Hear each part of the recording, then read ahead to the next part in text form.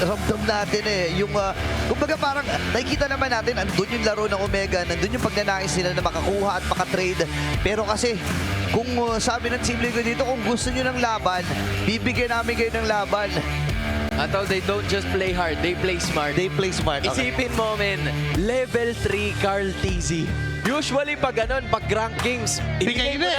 Oo. ibigay mo na yung turtle, mag-farm muna ako. Pero ito, gumamit nag-call a friend. That's legit the right way to do. Meron pa palang ibang approach pag level 3 yung jungler. Medyo si Midnight yun, pre, pagpabakot naman, pre, pacheck naman ako ng purple, pero iba si Carl TC.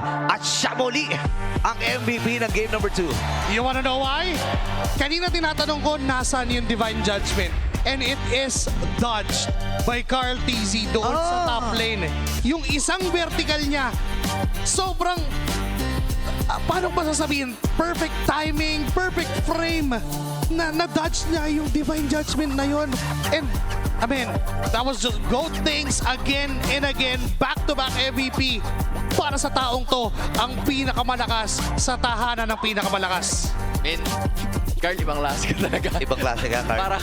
Parang sobrang hirap i-describe kung ano yung nangyari kanina. Level 3 na agawan ni James. Doon pa lang parang iisipin mo na Lugi na. okay, lugi. Pero si Carl to eh. Yun lang yung tanging paraan para sana makapagpaliwanag tayo ng mas maayos.